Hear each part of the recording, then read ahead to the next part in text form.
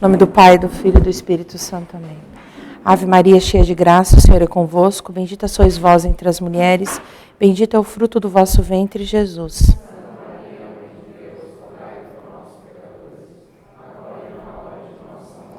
Maria, auxílio dos cristãos.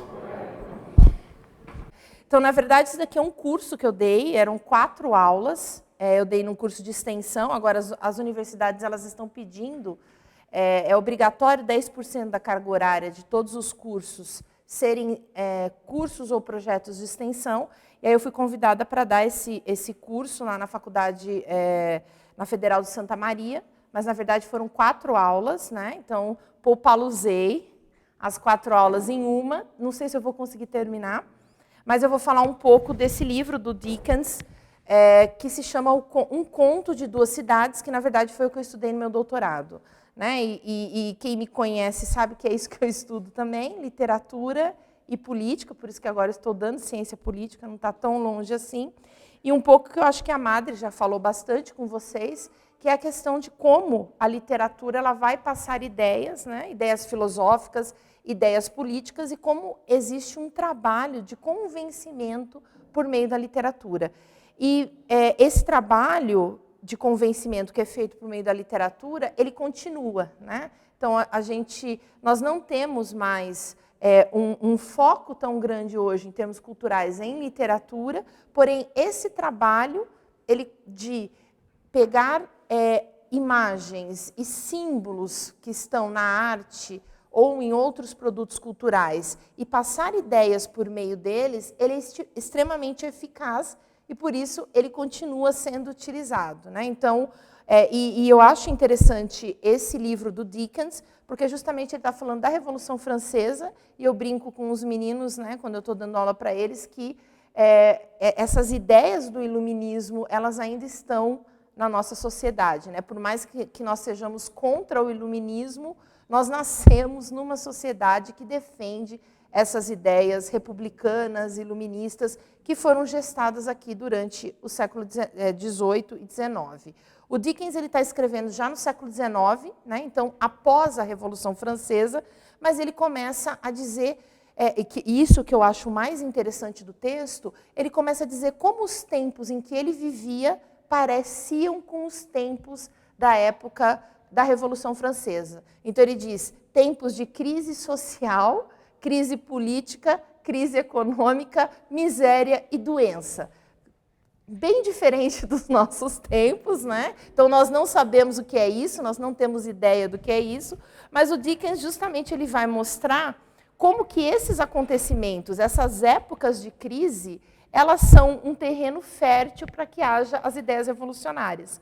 Né? Então, todas as vezes que nós temos momentos de crise, nós vamos ter pessoas defendendo formas de se resolver essa crise. Né? E aqui ele está tratando especificamente da Revolução, porque a Inglaterra, no século XIX, estava num perigo de haver uma revolução também. Tinha acontecido a Revolução na França no final do século XVIII, a Inglaterra, durante todo o século XIX, vai sofrer ameaças de invasão, vai sofrer conspirações, vão acontecer, porque justamente estava se defendendo o governo republicano e a Inglaterra era uma nação monárquica. Né? A Revolução na Inglaterra tinha acontecido 100 anos antes, né? Tinha acontecido no século XVII, quando eles cortaram a cabeça do rei, fizeram a revolução que eles chamam de Revolução Gloriosa. Primeira Revolução Inglesa, quando eles mataram o Carlos II. Depois a Revolução Gloriosa, quando veio o Guilherme de Orange e tomou o poder na Inglaterra. Então, eles já tinham tido uma revolução, e a gente conhece também que a Inglaterra tem uma tradição de limitação do poder real, né? Eles já tinham feito isso com a Magna Carta. Depois, por causa da influência do protestantismo na Inglaterra, essa limitação vai ser também sentida. Né? O Milton já tinha escrito sobre isso, ele escreve um texto chamado Paraíso Perdido. Né? E no Paraíso Perdido, na verdade, ele está contando a história da Bíblia, a história bíblica, né? Desde da queda de Lúcifer até a redenção, Mas o que é extremamente interessante é que quando ele põe, né, o personagem de Satan, que é Satanás, ele não consegue, ele é puritano, mas ele não consegue deixar de admirar, né, essa questão da revolta, de revoltar-se contra uma autoridade. Então, os discursos de Satan durante todo o Paraíso Perdido são muito bem feitos. É uma obra épica. Os discursos dele, quando ele vai falar, é melhor... Como é? Ele usa umas frases bem de efeito, né? Is better rule in hell than serve in heaven. Né? Então, é melhor governar no inferno do que servir no céu. Então, são coisas bem fortes e muitos vão considerar que esse livro, na verdade, é uma metáfora, né, da luta do rei contra o parlamento. E Satan ali vai representar o parlamento, vai representar esse poder do povo contra uma autoridade do rei, no caso ali, Deus e Lúcifer. Então, na Inglaterra sempre houve essa disputa, porém, como eles fizeram essa revolução no século XVII, eles deram uma apaziguada, digamos assim, nessas tendências republicanas, porque o poder do rei ficou tão diminuído que não tinha essa fúria como havia na França. Porém, depois da Revolução Francesa, primeiro que foi dado o exemplo, né, ali na França, os revolucionários eles vão fazer um trabalho de disseminação dessas ideias, lembrando que o liberalismo surge ali com autores ingleses, né, Hobbes e Locke estão escrevendo sobre isso. Então, o Locke está falando do direito à revolução, e durante o século XIX na Inglaterra, eu vou comentar um pouco com vocês, houve muitas questões sociais, né? Eles surgiram na frente com a industrialização, então é óbvio que aquelas cidades, Londres tinha 2 milhões de pessoas, então assim, como, né? Se a gente pensar o tamanho que é a Inglaterra, pensar que eles tinham, acho que a Inglaterra foi o primeiro país eminentemente urbano do mundo, então realmente não havia condições mínima de uma estrutura mesmo das pessoas estarem ali. Então, durante todo o século XIX, houve uma preocupação na Inglaterra de que haveria uma revolução. E o Dickens está escrevendo num momento de grande crise, né, social, econômica na Inglaterra, um pouco para avisar, né, como é que essas ondas revolucionárias elas se propagam e como isso vai acontecendo em ciclos. Tá?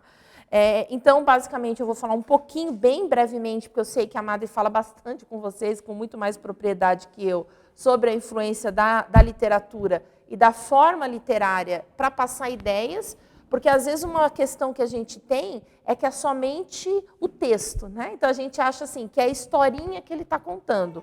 E na verdade é muito mais profundo. É o modo que ele organiza esse texto, que a gente chama de forma literária, que vai também passar ideias. Tá? Um pouquinho do contexto do século XIX, um pouquinho do Dickens e da crítica literária, porque para a gente entender o narrador do Dickens, que é um narrador oscilante, né? Então, às vezes, ele descreve as multidões da Revolução Francesa como monstros. Ele chega a dizer antinatural, que é uma coisa antinatural. Por outro lado, quando ele vai descrever, ele usa palavras e ele escreve de uma forma poética. Né? Em inglês, eu não sei se em literatura portuguesa também é tão marcado isso, mas em inglês, todas as vezes que tem uma fala poética, né, que o narrador ou o autor está defendendo o personagem, a fala dele é poética. Então, se fala em forma de poesia, se fala em forma de versos.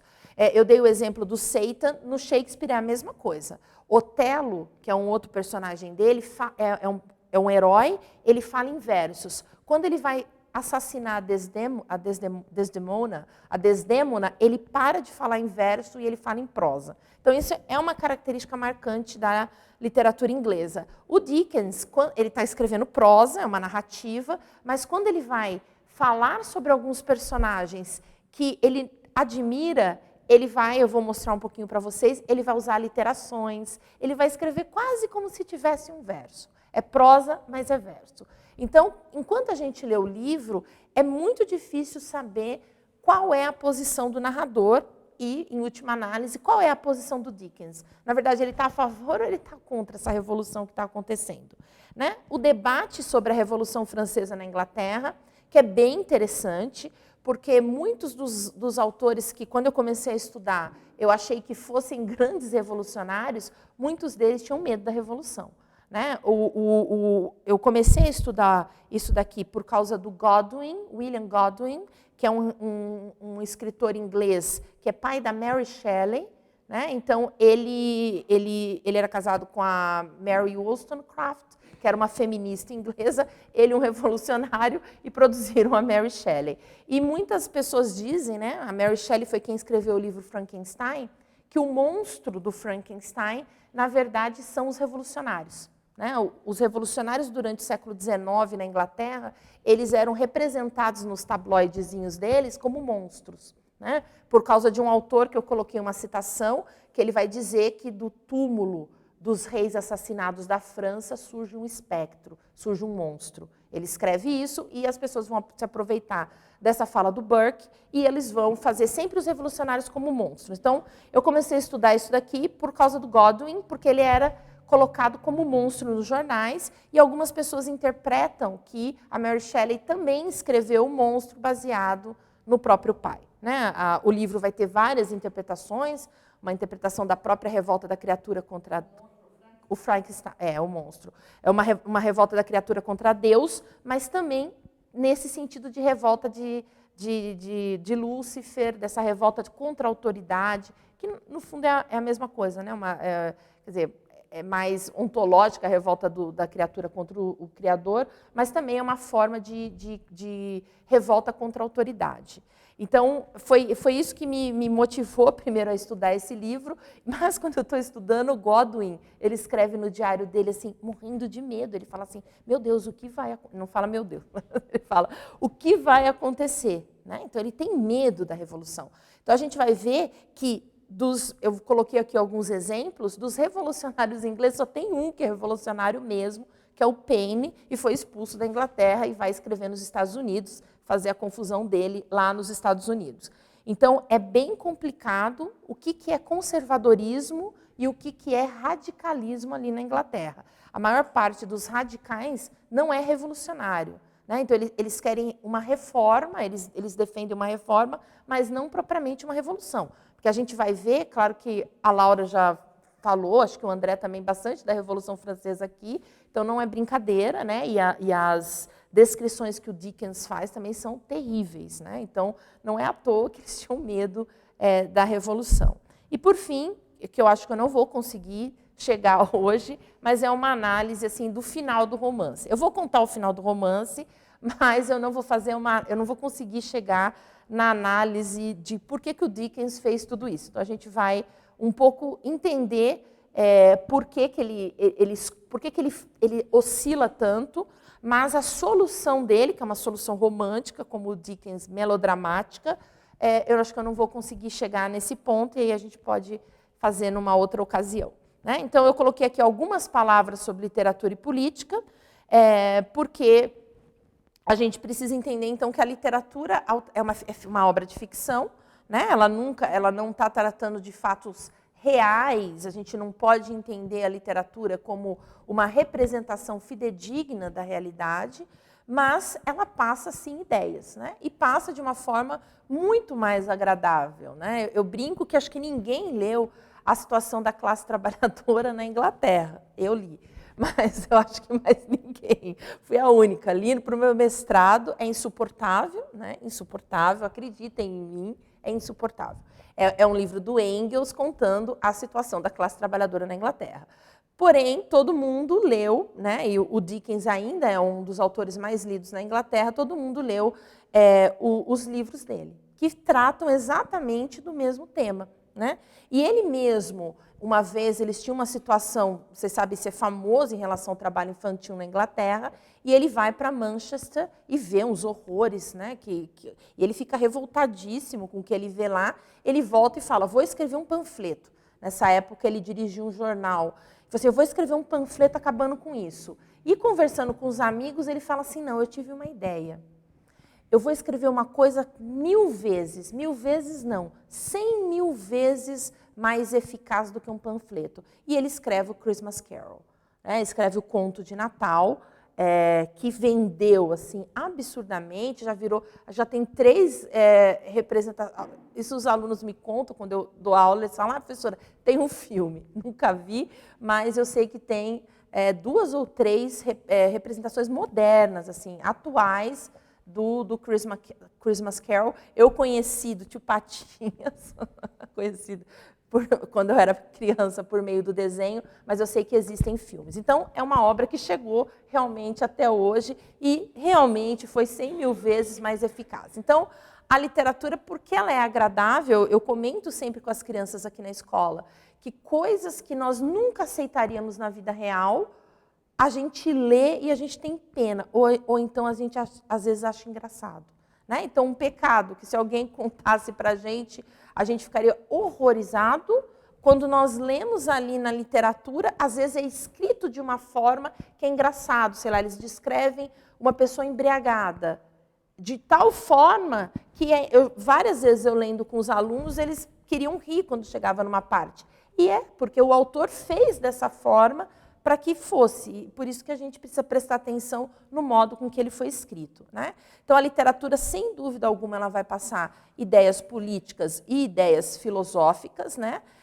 Mas ela vai dramatizar as experiências da vida. E é isso que é tão agradável para a gente. Né? Os gregos já diziam isso. Né? Rindo com os que riem e chorando com os que choram, eu tenho a cartace das minhas emoções, né? Eu tenho o alívio das minhas emoções.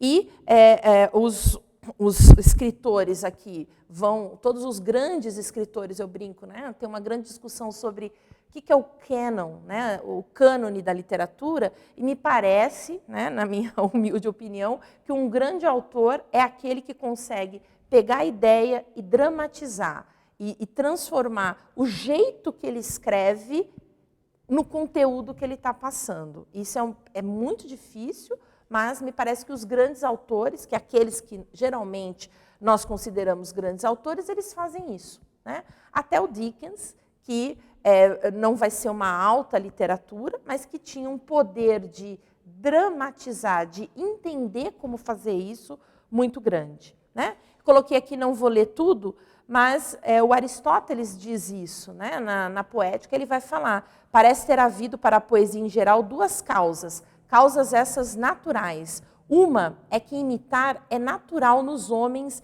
desde a infância, e nisso diferem dos outros animais, pois o homem é o que tem mais capacidade de imitar, e é pela imitação que adquire os seus primeiros conhecimentos. A outra é que todos sentem prazer nas imitações. Né? Uma prova disso é o que acontece na realidade. As coisas que observamos ao natural e nos fazem pena, agradam-nos quando as vemos representadas em imagens muito perfeitas, como, por exemplo, as reproduções dos mais repugnantes animais e de cadáveres. Né? Então, me parece que ele tem muita razão nisso, né? E que muito da eficácia que nós temos no texto literário é porque ele torna agradável aquilo que na vida real poderia nos causar asco. Né? Então, é extremamente interessante. Tá? E na literatura, né, eu coloquei aqui, e já adiantei alguns dos temas, como que se dá essa dramatização. Né? Então, tanto no Hamlet, que é um texto, um teatro, como no Oliver Twist, que é narrativa, ou Paraíso Perdido, que é um poema, o autor ele vai utilizar as palavras e o modo de escrever para passar essa ideia. Então, por exemplo, no Hamlet, acho que eu já dei uma aula aqui sobre como o Hamlet ele faz a grande pergunta do Renascimento. Né?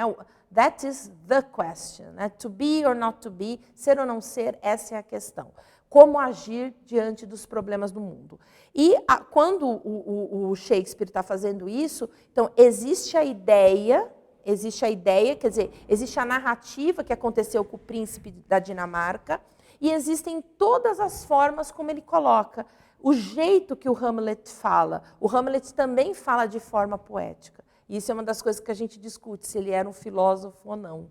Né? Então, a literatura ela coloca questões dramatizadas, que servem para a gente discutir isso até hoje.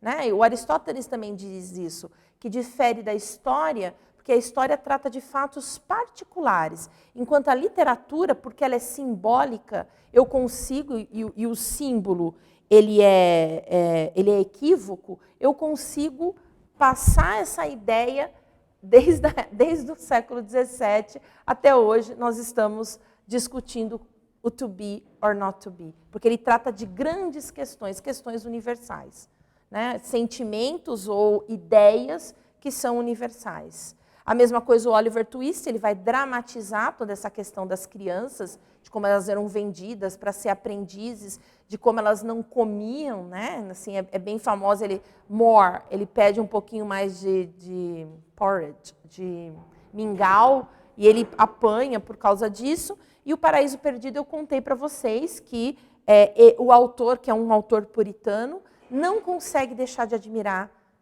Satan. E realmente é fantástico, assim, em termos literários, de como é feita a métrica do... O inglês ele não tem rimas, né? O clássico do inglês não tem rimas, é diferente do português. Mas é muito... Eles imitam os gregos, por breves e longas, mas é muito bem feito. É assim, ele conclama a revolução mesmo, né? Assim, quando eu leio assim, os alunos ficam na faculdade, nossa, porque assim, é muito assim, mas é horrível. Eu sempre falo para eles, olha, é horrível isso que está sendo falado aqui, mas é colocado de uma forma épica, de você pegar as armas e sair, né? O professor comentava da Marselhesa, né? Que até paralítico levantaria e iria lutar. E a mesma coisa acontece quando um texto é bem feito. Né? Então, a literatura ela passa essas ideias políticas, ideias filosóficas, ela dramatiza essas experiências da vida, né? Porque ela liga ao conteúdo uma organização especial da linguagem, que são os símbolos. Então, a literatura, isso é resposta da prova do primeiro médio. O que é a literatura? A literatura se difere da história porque ela usa principalmente a linguagem poética. Então, essa era a resposta. Quem não fez, já pode pegar depois. Ela usa a linguagem poética, ela usa símbolos, e por isso ela é agradável. E por isso ela é equívoca, e por isso nós vamos poder falar de várias questões. A gente vê bem, para os que não entendem aí por que o símbolo é equívoco, né? A gente tem várias, das pombas. Né? A pomba ela é símbolo do quê? Né? A gente diz que a pomba é símbolo do Espírito Santo, mas eu nunca vou esquecer a Amada dizendo que eu acabo com a poesia de qualquer coisa, que era eu numa ponte em Verona, né? A gente estava numa ponte em Verona, aquelas pombas me incomodam absurdamente. Assim, pomba, para mim, eu não consigo ver beleza na pomba.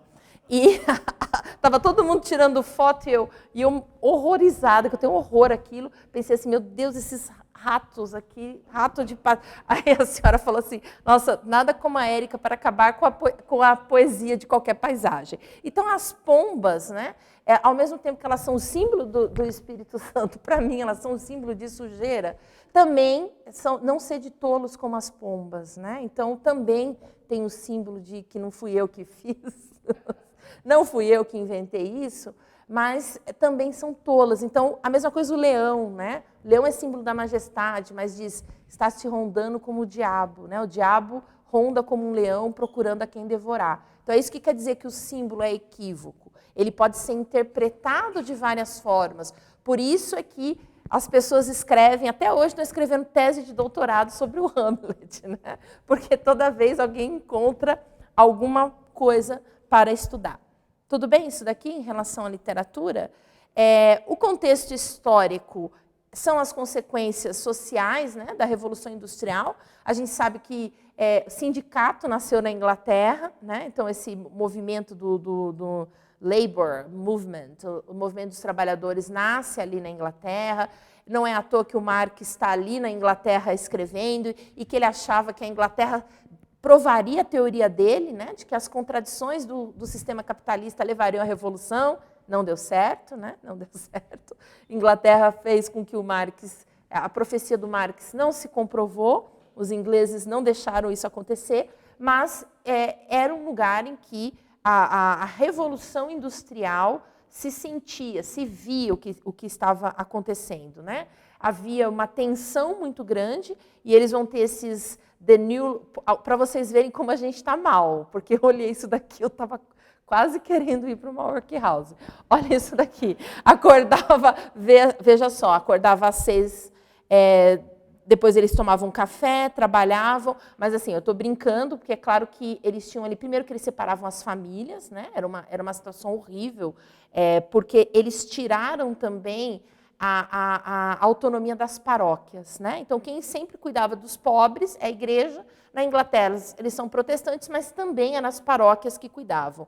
Conforme eles começaram a fazer essas leis, né, durante o século XIX, eles tiraram das paróquias, era meio que ligado a uma paróquia, porque as workhouses estavam dentro de paróquias, mas não era mais ligado à igreja, existiam funcionários. E a primeira coisa que eles faziam era separar as famílias. Então, eles separavam os homens das mulheres, as crianças dos homens, né?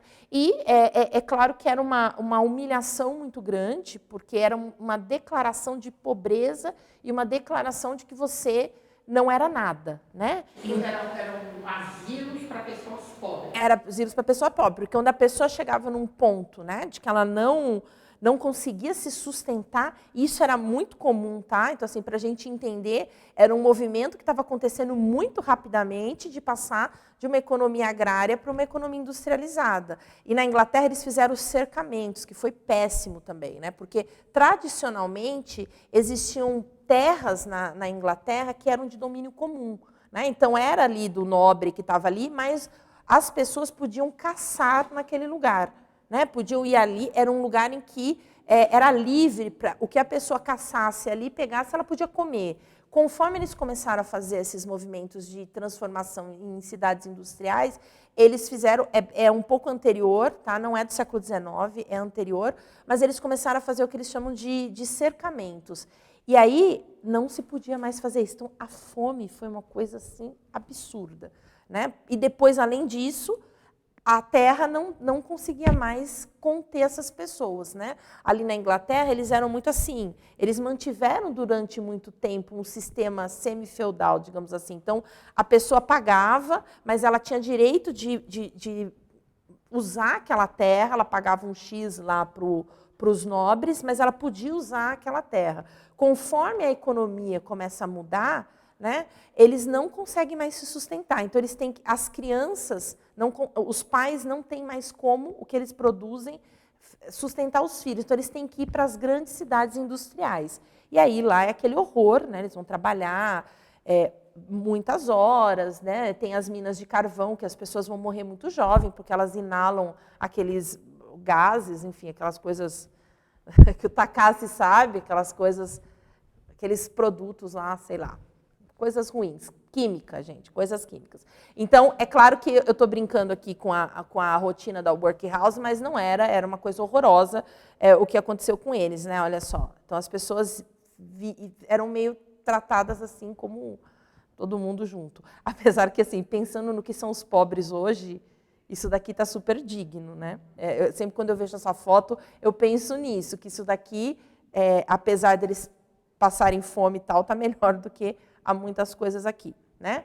Então, aqui, o que estava acontecendo, né? Teve Peterloo, que eles chamam de Peterloo por causa de Waterloo, né? Porque eles tiveram uma revolta também dos trabalhadores, porque quando eles começam a fazer essas indústrias, chegam as máquinas, começam a chegar, as pessoas começam a fazer levantes para quebrar as máquinas, porque eles vão dizer que vai tirar o trabalho deles, e esse foi bem, assim, é um episódio bem famoso na Inglaterra, porque justamente os soldados tinham acabado de voltar, né, de 1815, ter terminado uma guerra, e eles se voltaram contra a população, porque saiu do controle essa manifestação e acabaram morrendo algumas pessoas. Tá? Então, eles chamam isso de Peterloo. Depois, começa a inauguração da linha ferroviária, né, de Manchester, então eles começam a andar de trem, começa a haver algumas leis para conter dissensão social que está tendo, né? Então eles fazem algumas leis para dar algumas coisas para as pessoas. Em 37 é o movimento do cartismo, né? Que eles vão pedir o sufrágio universal, direitos eleitorais, o parlamento convocado anualmente. Então começam esses levantes na Inglaterra, tá? Corn Laws, que é justamente as leis em relação aos produtos agrícolas, né? Porque eles vão querer que se proteja a produção inglesa contra o que vem de fora, as exportações e as colônias, porque justamente a agricultura está passando por um processo de decadência ali na Inglaterra, né? Ao mesmo tempo, eles vão fazer aquela Great Exhibition, então eles fazem uma grande exibição em Londres das grandes tecnologias do mundo que está acontecendo, e como eu tinha comentado com vocês, tem 2,4 milhões de pessoas vivendo em Londres em 1851. Vocês imaginam o que é, né? Quem já foi para Londres sabe o que é a questão de saneamento básico hoje em Londres, como a gente no metrô vê os nossos amiguinhos ratinhos correndo por lá. Vocês imaginam o que não era no século XIX. Então, realmente estava acontecendo várias coisas, tá?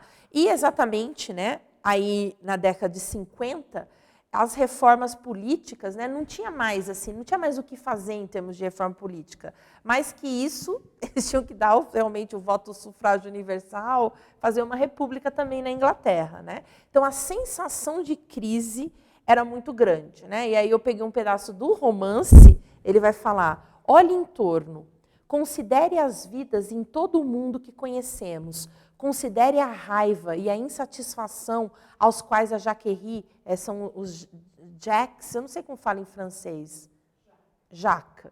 Então, são os revolucionários, né? E aqui ele está contando a época da Revolução Francesa. A Jacquerie se dirige com mais e mais convicção a cada hora. Acha que essa situação pode durar para sempre? Né? Então, ele vai fazer bem um paralelo com o que está acontecendo na Inglaterra. Então, o que poderia ser feito, né? E o Dickens aqui, para quem não conhece, é esse senhor aqui, nasceu em 1812, morreu em 1870, de exaustão. Ele morreu de exaustão mesmo, eu acho. Ele teve um ataque cardíaco, mas eu acho que foi de exaustão, tá? Ele escrevia muito, eu até coloquei aqui, ó, só para vocês verem. Olha o tanto de coisa que ele escreveu de 1836, olha isso, era quase um livro por ano. E quem conhece o Dickens sabe que está gravando, mas que eu escolhi, os 2 menores romances dele, foi o que eu escolhi, foi o A Tale of Two Cities. Por acaso foi isso, diga-se de passagem, fique registrado, que foi um acaso do destino, mas os livros dele geralmente são gigantescos, né? Ele escrevia muito e no final da vida ele viajava contando essas histórias, né? Na Inglaterra eles fazem muito, que não é um teatro, é uma leitura dramatizada dos textos. E também lotava, tá? Lotava, assim, nos Estados Unidos, quando ele chegou, as pessoas foram no porto receber ele foi levado com euforia, assim, pelas cidades. Depois ele escreve livros acabando com os Estados Unidos, que os Estados Unidos não pagavam direito autoral para ele, mas ele foi assim, ovacionado nos Estados Unidos. E na Inglaterra, né, aqui é o Oliver Twist, é uma cena famosa, e aqui é a Little Nell. Quando a Little Nell morreu, as pessoas escreviam para ele: não mate a Little Nell, porque naquela época eles escreviam no jornal por semana, né? E ele foi escrevendo e a Little Nell doente. A Little Nell doente, as pessoas, por favor, mas assim, membros do parlamento escreveram para ele que a Little Nell morreu. No dia que a Little Nell morreu, a Inglaterra entrou em luto, eu não estou brincando. A Inglaterra entrou em luto. O primeiro-ministro chorou e abraçou. Você imagina um inglês abraçar alguém? Agora, um inglês abraçou a serva. E choraram os dois, porque a Little Nell morreu. Tá? A gente está rindo que a Little Nell morreu, mas é ridículo isso, né? Então, ele vai. Para vocês verem o poder que ele tinha em termos de convencimento, né? A rainha Vitória comentava as coisas que ele estava escrevendo. Só faltou a Rainha Vitória escrever para ele, para pedir para Little Nell não morrer, né? Mas então ele fazia, e é muito espetacular, né? Eu tive a oportunidade, acho que em 2018, eu fui no encontro do Dickens, eu lembro até que eu falei para a senhora que eu estava com medo de ir, porque era o encontro da Dickens Society. E uma das coisas que dizia lá no programa é que ia ter um jantar e o traje, século XIX. Eu falei, nossa, só vai ter louco lá, eu vou ficar... Aí a senhora falou assim, a Madre falou para mim, não, vai, Érica, qualquer coisa, você vai embora. A senhora assim, é uma universidade. Eu falei, daí que é uma universidade. Mas tem que ir século XIX. Mas assim, foi muito bom, gostei muito, porque foram duas coisas que eu vi. Como eles faziam aquelas operetas dele, que é bem interessante, e como eles faziam essas leituras. É fantástico, assim, fantástico. Eles têm um talento. Acho que os ingleses já nascem e eles aprendem. Acho que eles aprendem isso na escola, só pode ser. Que é muito bom. Eles sentam, pegam os livros, 4, 5 pessoas, cada um interpreta sentado o texto, e é muito bom. E uma pessoa, foi um tresaneto do Dickens falar. E assim, eu fiquei assim, é fantástico também ele falando. Ele leu uma carta que o avô dele lá, que era neto do Dickens, tinha escrito. E foi assim, fantástico. Era emocionante ele lendo a carta. Porque ele lê muito bem. Olha, então eu fiquei pensando, se esse tresaneto do Dickens tem um... Se o Dickens tinha um pouco pelo jeito tinha mais talento, então realmente a gente entende por que as pessoas gostavam muito dele, né? É impressionante mesmo. E eu estava assim, ali preparada para não gostar. E, no entanto, eu estava ali com uma mente pesquisadora Dickens. E, no entanto, pena que está morrendo, porque eu era a pessoa mais jovem. Depois de mim, era a média 65, e no começo das reuniões eles ficavam falando quem tinha morrido de um ano para outro, e era uma lista absurda. Mas é muito interessante, e no jantar, eu não fui com o século XIX, mas as mulheres foram, era uma coisa inacreditável, com aqueles cabelos, com aquelas joias que não deviam ser verdadeiras, mas aqueles vestidos, todo mundo, e a gente sentou, e Cheers to the Queen, e servido à inglesa, com todas aquelas sarameleques, você não conseguia comer, porque quando você começava a comer, levantava e era um cheers para alguma coisa. Aí você toda hora, eu levantava para um cheers. Mas é extremamente interessante, vocês vejam que ele escreveu muito, né? Mas ele era uma pessoa que precisava sobreviver, né? Ele tinha 9 filhos, o pai, porque quando ele era criança, o pai dele tinha sido preso por dívida, que naquela época as pessoas podiam ser presas por dívida, e levava a família. Então, assim, o pai era preso e a mãe, todas as crianças, ia todo mundo para a prisão junto com o pai. O Dickens não foi, porque a mãe dele colocou ele para trabalhar numa fábrica de graxa. Nossa, ele amaldiçoou a mãe até o fim da vida por causa disso. Eu sempre penso, ele devia ter graças a Deus que ele não foi preso. Mas não, ele não gostava. Mas depois ele acaba sustentando a família. A família dele era assim, folgada. Imagina um folgado, eram os parentes do Dickens. Se alguém aqui tem parente que é folgado, não era como os do Dickens. Eles apareciam assim, brotava para o Dickens sustentar. Então, assim, eles sustentavam os 9 filhos e o irmão, o pai, a mãe e os parentes que chegavam. Então, não tinha mesmo como ele parar de trabalhar. Ele tinha que trabalhar absurdamente e ele tinha que contentar todo mundo, né? Porque ele não podia ficar escrevendo demais contra o governo, porque ele não queria nem ser preso, porque naquela época tinha leis, né? Existiam leis contra a traição, e ele também precisava manter-se nas graças dessas pessoas, né? Então, as pessoas vão variar muito. O Chesterton, que me parece uma pessoa extremamente ingênua, né?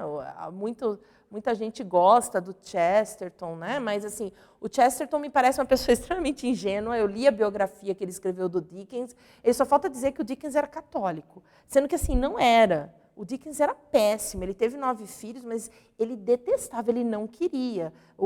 Acho que a partir do 3º ou do 4º ele não foi mais nos batismos.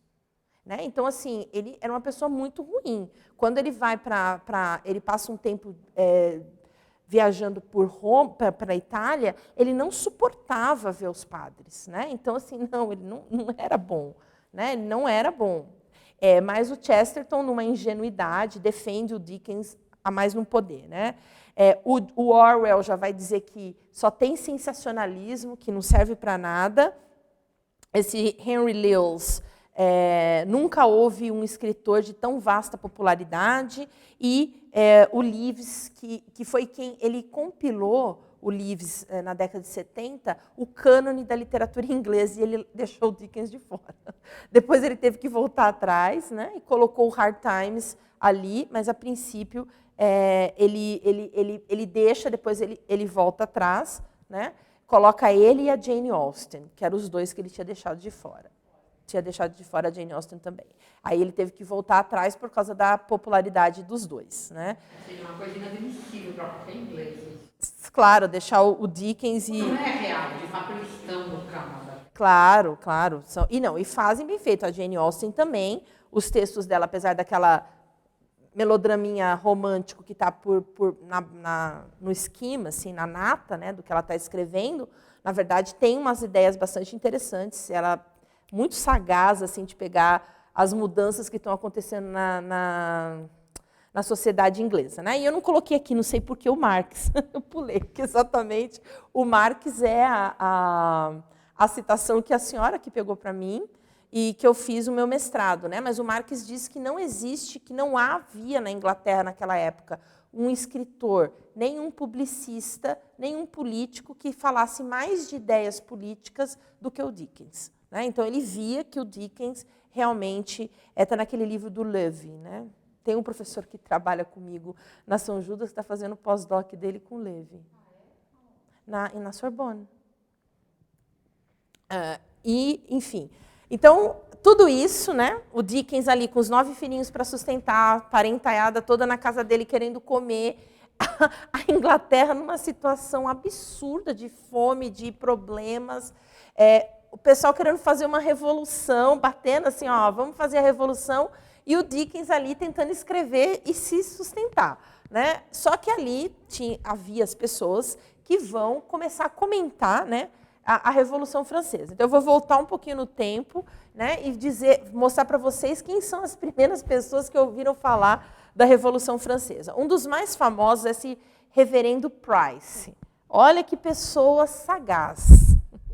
Ele era parte da igreja anglicana dissidente, né? Ele vai dizer assim... Eu vou pôr aqui porque vocês não vão acreditar.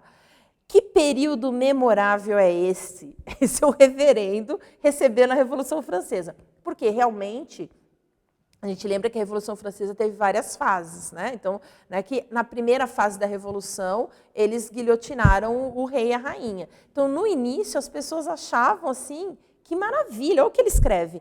Eu agradeço ter vivido para vê-lo, e eu poderia quase dizer, Senhor, agora deixe o seu servo partir em paz, pois meus olhos viram a tua salvação.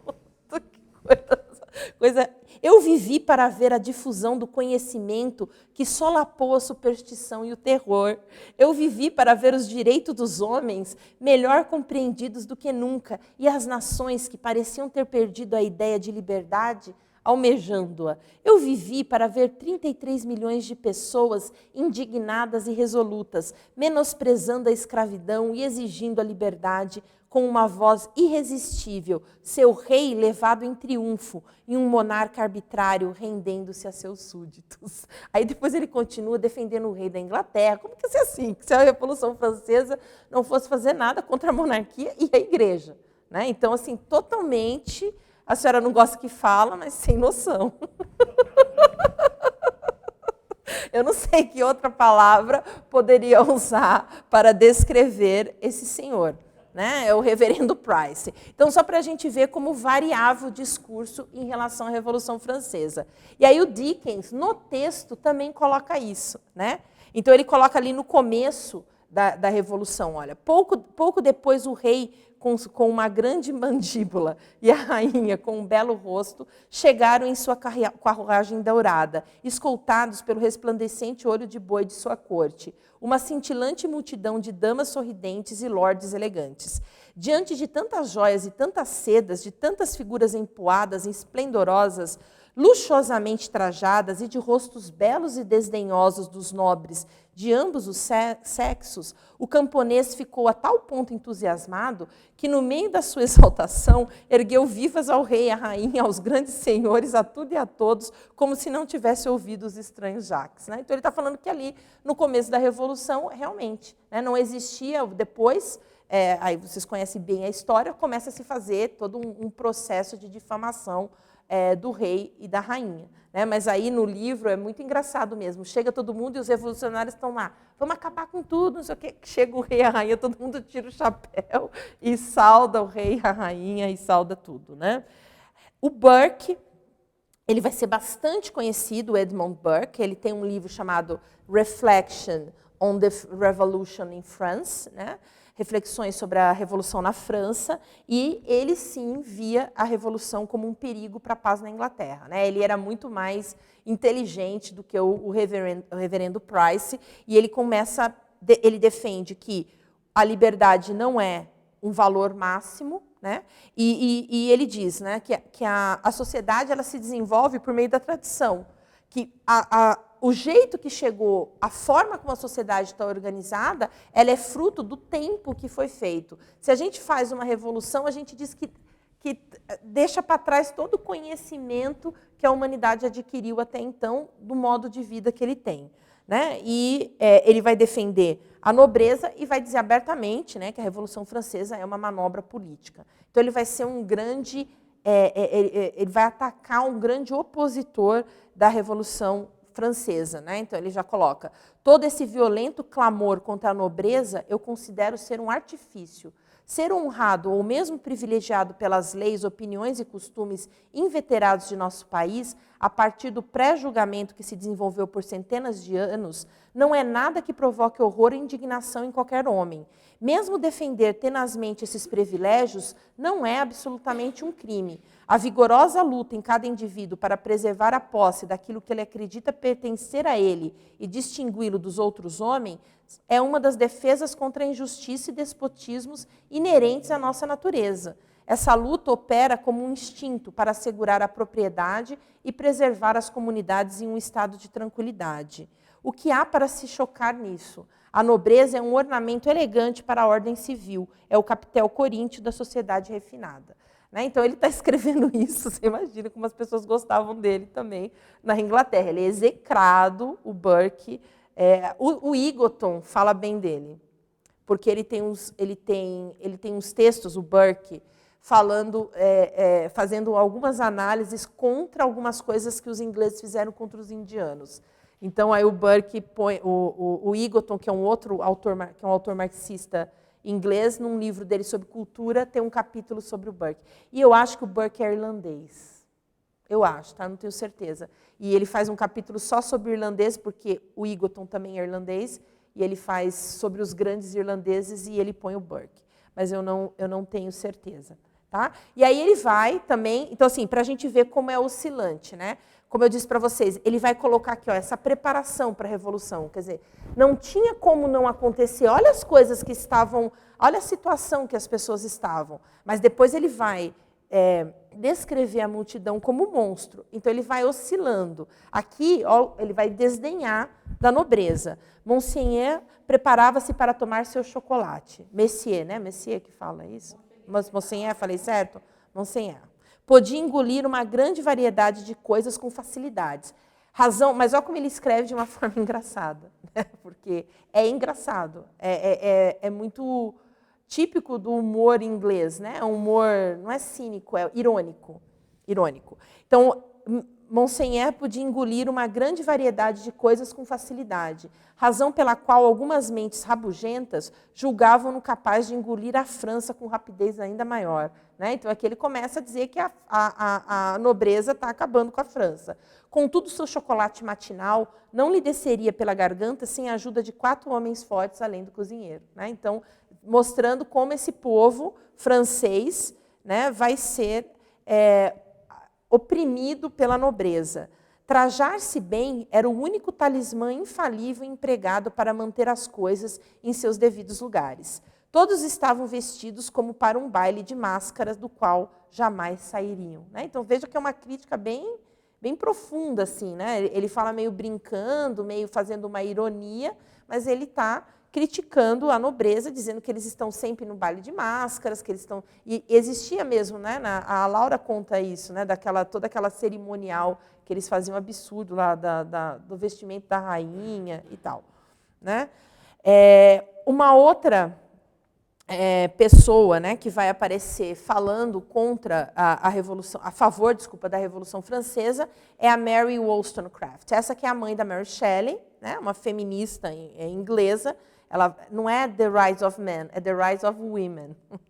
É a Vindication, é uma defesa dos direitos da mulher.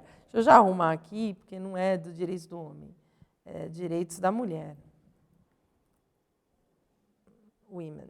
Opa. Deixa eu deixar certinho. Dos direitos da mulher. Tá? Então, ela vai defender o Price e atacar o Burke. Né? Ela vai dizer que liberdade e igualdade são direitos inalienáveis, que têm que ser defendidos. E, no final, tanto ela quanto o marido dela, o Godwin, eles vão defender essa benevolência. Então, assim, que tem que ter uma compreensão muito romântica, assim, uma compreensão mútua da humanidade. Todos nós vamos ser bonzinhos e vamos amar uns aos outros, dar as mãos e ser felizes. Né? Então, um pouco ela vai... Então, assim, só para vocês verem como é uma contradição nos revolucionários. Né? Acho que todo mundo já ouviu falar na Mary Wollstonecraft. Ela é assim, toda vez que se cita uma feminista, ela vai ser colocada como uma das primeiras feministas. Né? Ela morre quando nasce a Mary Shelley, que é Mary Wollstonecraft Godwin. Né? Ela fica Mary Shelley depois. E o William Godwin, que é o marido dela, né? Que vai criticar a injustiça, mas acaba condenando a violência. Né? E aí ele tem essa justiça imparcial, salvar a mãe ou o arcebispo, né? Que ele vai dizer que tem que salvar o arcebispo. Mas isso também é estranho, né? Algumas coisas que ele escreve, principalmente contra a Revolução Francesa, porque eu sempre tinha visto, antes de eu começar a ler o que ele tinha escrito, quando se falava do Godwin, era assim, os grandes radicais ingleses, Mary Wollstonecraft, William Godwin e o Paine. Só que eles são bem diferentes. Né? Ele vai colocar, olha só, este foi o ano da Revolução Francesa. Meu coração bate forte, inflamado por sentimentos de liberdade. Eu tenho sido, por 9 anos, um republicano em princípios. Eu tenho lido com grandes satisfações os escritos de Rousseau, Helvétius e outros, os mais populares autores da França. Eu observei neles um sistema mais geral e de mais simplicidade filosófica do que na maioria dos autores ingleses que escrevem sobre política. Eu não pude evitar uma ardente esperança por uma revolução que fosse fruto desses escritos. Porém, estou longe de aprovar tudo o que vi, mesmo no começo da Revolução. Eu nem por um momento deixei de desaprovar o governo da multidão e a violência, e os impulsos que os homens reunidos em multidões produzem uns aos outros. Eu desejei tais mudanças políticas somente quando fluíssem puramente da clara luz do entendimento e dos altos e generosos sentimentos do coração. Então, esse é o grande revolucionário inglês que vai falar contra a Revolução, porque justamente, realmente, é um grau de violência absurda. Né? O Carlyle vai ser outro inglês, ele vai ser um reformista, né? Ele vai ser considerado um radical, mas ele é um reformista, e o Dickens vai utilizar muito do texto dele, The French Revolution, a History, para escrever o texto dele, porque ele escreve muito já como uma narrativa. Né? Ele se propõe a escrever a história da Revolução Francesa, mas ele vai dramatizar. Né? E veja como ele também condena, eles têm medo, né, do radicalismo. Estes cartismos, radicalismos, projetos de reformas e outras infinitas discrepâncias e ácidos argumentos e jargões que ainda aparecerão são nossa Revolução Francesa. Deus conceda que nós, com nossos melhores métodos, sejamos capazes de conduzi-la através dos argumentos apenas. Né? Então, veja que existe um medo muito grande de que a Revolução vá se instaurar. Aí, o único que realmente vai defender até o fim é o Paine. Né? O Thomas Paine vai vai ser expulso da Inglaterra, tá? Ele vai ser considerado traidor. Então, assim, não é que ele é expulso, ele foge, porque se ele ficasse, ele seria condenado, né? Ele escreve aí os direitos... eu não coloquei... Eu copiei o slide e deixei o Godwin. Mas ele vai escrever os direitos do homem e ele vai ser muito mais radical, né? Ele vai para os Estados Unidos, em que ele considera o lugar em que a Revolução foi feita e o lugar em que a liberdade do ser humano vai ser conquistada. Então ele coloca, quando nós analisamos a condição desprezível do homem sob o sistema de governo monárquico e hereditário, arrancado de sua casa por um governo ou dirigido por outro, empobrecido por impostos mais do que por seus inimigos, torna-se evidente que esses sistemas são ruins e que é necessária uma revolução geral no princípio e organização dos governos. Então, veja que ele é o único, né, de todos esses que eu coloquei que vai defender a revolução. E por que eu coloquei todos esses aqui? Justamente... Defender absolutamente. Absolutamente. Você viu que os outros, eles são radicais, mas eles são muito mais reformistas, né? Eles querem que haja algumas mudanças, eles defendem uma igualdade, mas eles não querem ir até as últimas consequências, né? No fundo, eles não querem essa igualdade total, né? Porque como é que isso ia chegar para uma benevolência do coração, né? Mas tudo bem. Segundo os dois ali, chegaria pela benevolência. Mas por que eu estou colocando isso? Porque justamente para a gente entender que nem os grandes radicais defendiam a revolução. Por que alguns autores críticos literários querem que o Dickens resolvesse esse problema, né? Então, se nem os grandes escritores, publicistas, considerados revolucionários, vão defender a revolução, ou eles têm uma postura ambígua em relação à revolução, por que o Dickens vai ser diferente, né? Então, ele fala aqui, não obstante, o Paine ainda, não obstante as horríveis descrições do Sr. Burke, quando a Revolução Francesa é comparada com as de outros países, o assombro será que ela é marcada por tão poucos sacrifícios. Mas esse assombro cessará quando nós refletimos que os princípios e não as pessoas são os objetos da destruição. Fala isso para o francês, né? Fala isso para os nobres e para as pessoas que foram mortas durante a Revolução. A mente da nação atuava dirigida por estímulos mais altos do que a consideração de pessoas poderia inspirar. Isso é um absurdo, né? Porque a revolução não é feita para pessoas, e, no entanto, você não deve considerar as pessoas, né? E procurava uma conquista mais elevada do que poderia ser produzida pela queda de um inimigo, né? Então, eles vão... esse daqui vai ser o único que vai realmente defender a revolução, né? E a violência da revolução. Então, quando a gente olha para o romance, quando o narrador é ambíguo e ele oscila, é porque há um caleidoscópio de interlocutores na própria Inglaterra, né? Então, daquela primeira visão positiva e totalmente sem noção do Price em relação à Revolução, ao oposto, que é o Burke, passando no meio termo pelo Carlyle e pelos Godwin, pela Wollstonecraft, existiam muitas nuances, né, dentro. E o narrador, ele vai incorporar essas vozes nas suas descrições. Então, a gente vai ver que as descrições que ele faz da multidão, ela vai oscilar. Às vezes, ele vai ter uma relação otimista, outras vezes, ele vai colocar que eles são uma coisa antinatural. No entanto, né, o que sai do romance, está muito claro, é que a Inglaterra é um porto seguro, né? Os próprios personagens do romance, o romance se chama Um Conto das Duas Cidades, as duas cidades são Londres e Paris, e Londres, sem dúvida alguma, é um ponto seguro, né? Então, ele coloca, olha ele falando da multidão, né? O mar de águas escuras e ameaçadoras, cujas ondas destruidoras se sucediam com fúria, cujas profundezas eram ainda insondáveis e cuja força era ainda desconhecida.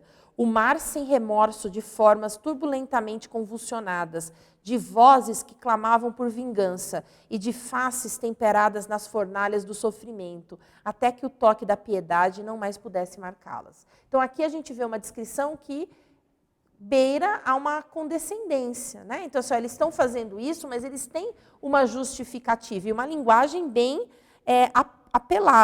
apelativa, né? E a tradução tá boa. O inglês, eu até deixei o inglês aí embaixo, a tradução tá boa, mantém bem o que o autor está falando. Então, na fornalha do sofrimento e o toque de piedade não mais pode marcá-las, né? Então, tem uma defesa, uma justificativa dos atos da revolução, né? Então, o narrador, quando a gente coloca que ele é um narrador ambíguo, e aí eu entro um pouco de por que eu defendi que o Dickens consegue trazer isso para a forma com que o romance foi escrito, como é que ele traz essa ambiguidade, essas duas formas de defender ou atacar a revolução. Ele traz no texto, né, ele começa o texto dizendo que é o melhor do tempo e o pior dos tempos. Ele traz uma dicotomia entre crença e incredulidade, esperança e desespero e admiradores e opositores. E também traz, né, no próprio romance, que é cheio de duplos. Então, a gente tem Londres e Paris. A gente tem o personagem principal, que é o Charles Darnay, não sei falar, Darnay? Deixa eu ver se tem o nome dele aqui. Ó. A senhora consegue enxergar? É Darnay, né? Darnay. Ele tem o Charles Darnay e o Sidney Carleton. Agora eu estou enroscando até no inglês. Carleton. Não vou conseguir falar. Esse daí. Eles são duplos, porque eles são iguaizinhos. Eles têm a mesma aparência física, mas um é bom e o outro é ruim.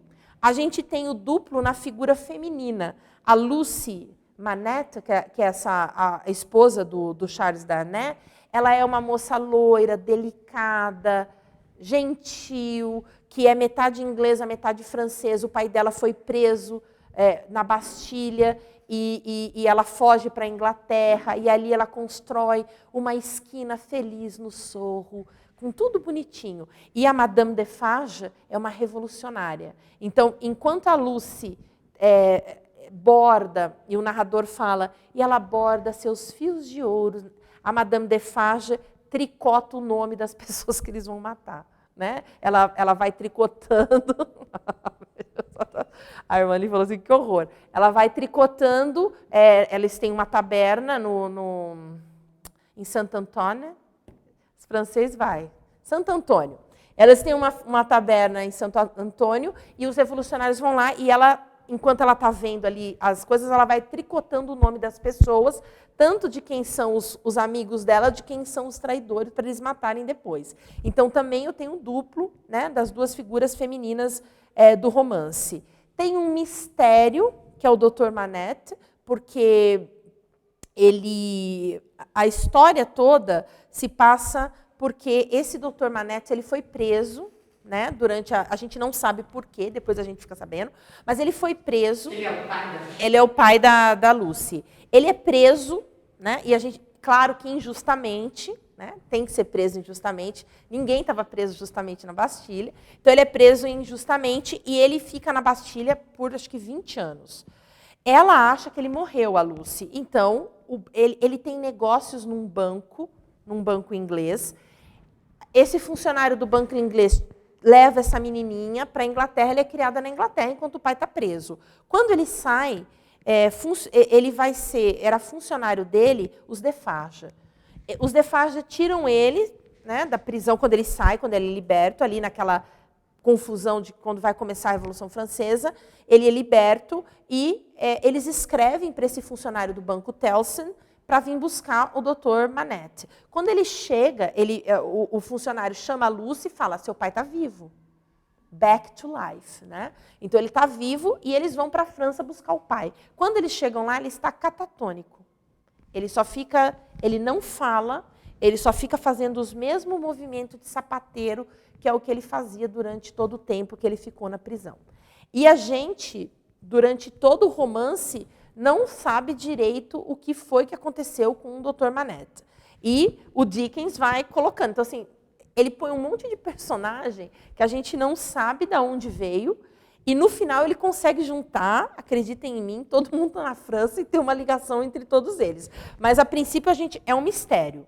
A gente sabe que a Lucy foi buscar o pai, ela volta com o pai para a Inglaterra, e naquela mesma noite tem uma carruagem indo na escuridão para Dover. Dover é a cidade inglesa que fica mais próxima ali para atravessar para a França. Qual que é? Na França, não lembro o nome da cidade na França. Calais.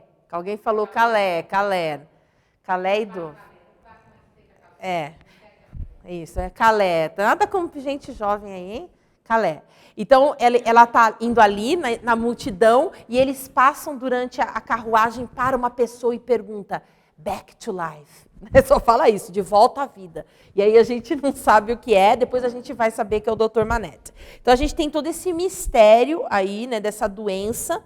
E a gente tem uma outra questão que vai acontecer no romance, que é o sacrifício. Né? Porque, deixa eu contar, vou contar o final. No final, o que vocês não vão ler mesmo, o romance. No final, o que acontece? Esse Charles Darnay, a gente descobre que ele é um nobre, né? Ele é um nobre. E eu vou explicar por que ele precisa voltar para a França bem no meio da Revolução. Assim, tipo, tanta hora para ele voltar para a França, ele volta no meio da Revolução Francesa, ele volta só um nobre. E aí ele é preso. Né? Ele é preso e ele vai ser morto, e ele está lá na prisão para ser levado para ser morto, e o Sidney Carton, que é igualzinho a ele, se coloca no lugar dele e morre no lugar dele. Tá? Então, a gente vai ter essa... Você lembra da benevolência que eles ficam defendendo lá?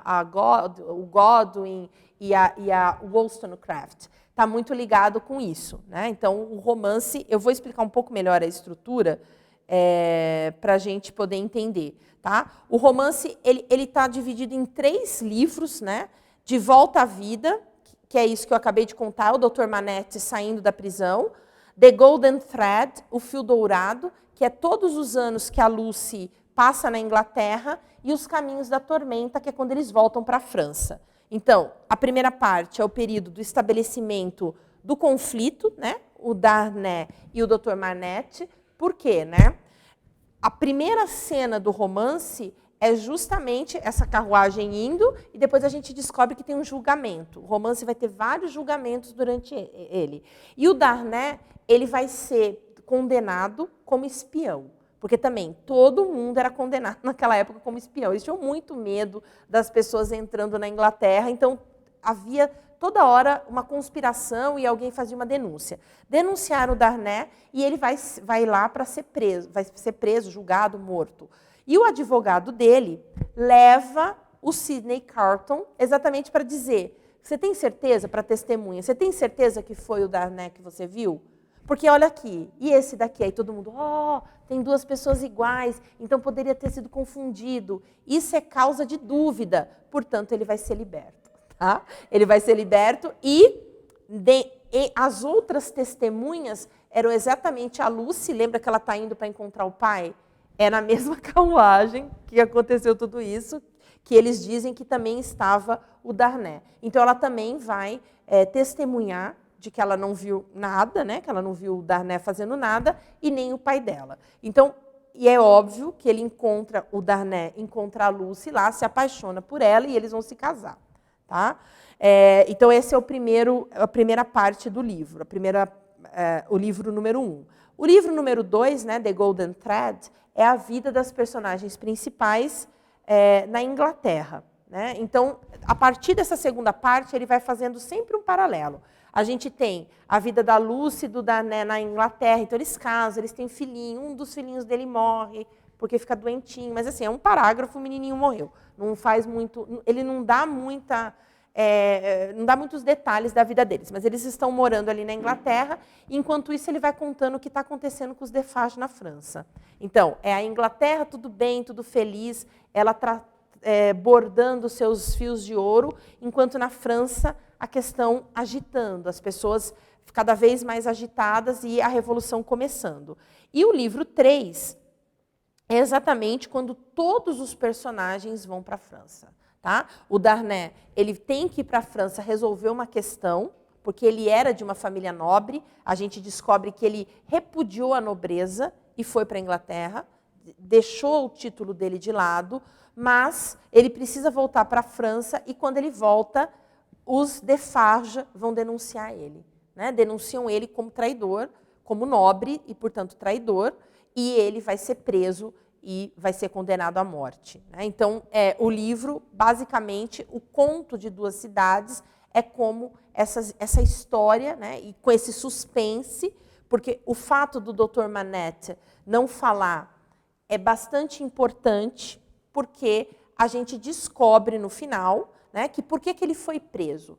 Ele foi preso porque ele assistiu ao assassinato de uma moça camponesa por 2 nobres. Quem são esses nobres? O pai e o tio do Darnay. Estão seguindo? É Dickens. Tá? Então, são o pai e o tio do Darnay. Ele é preso porque ele viu o assassinato. Então, por uma injustiça, ele é preso. E quem é essa moça que foi assassinada? Irmã da Madame Defarge. Então, ela quer se vingar. Por que eles denunciam o Darnay no final? Porque eles querem se vingar. Né? E quando vai ter o julgamento do Darnay, eles têm uma testemunha, que ninguém sabe quem é.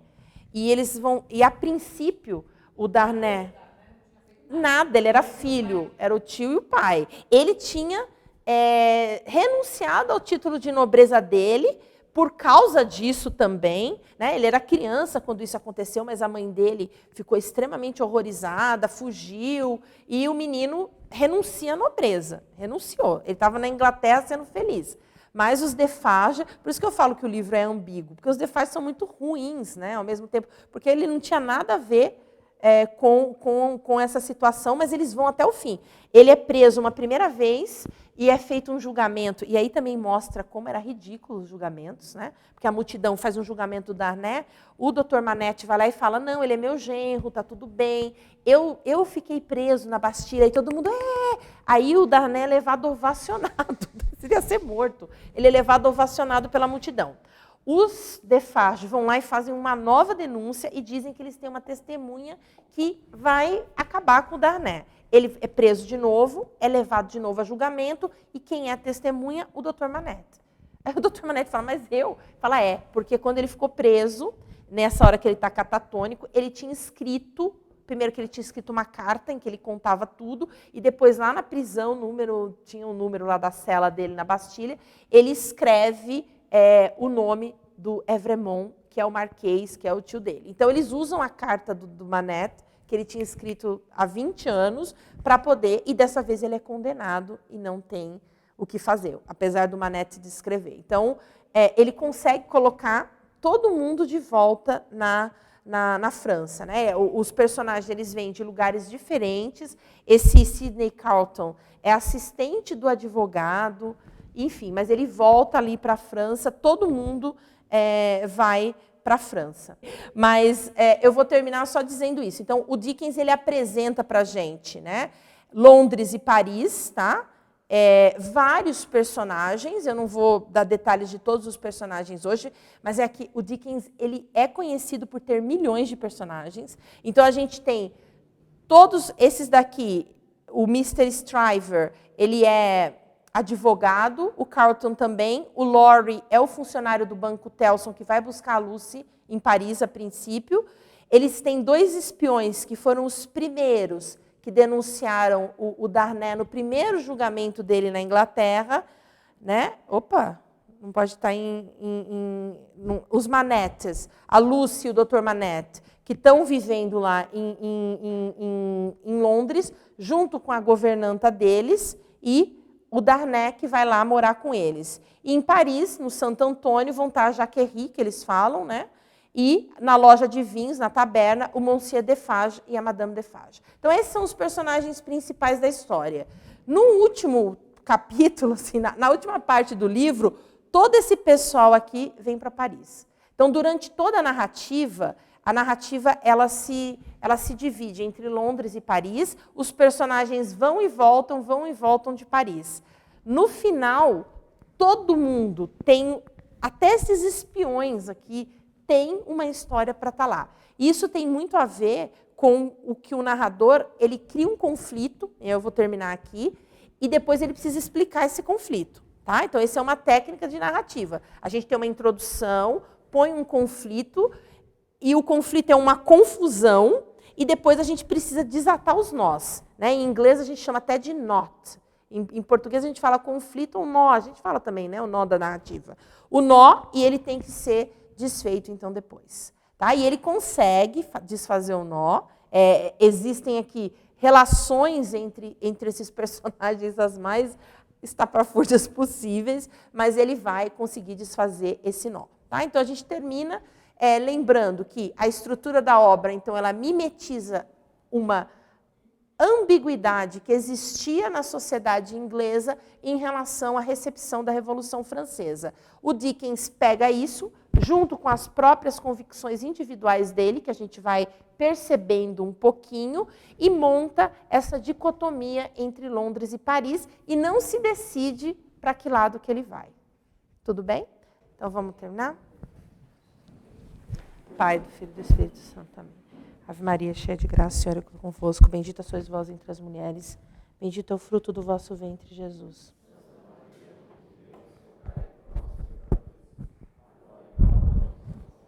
Maria, auxílio dos cristãos.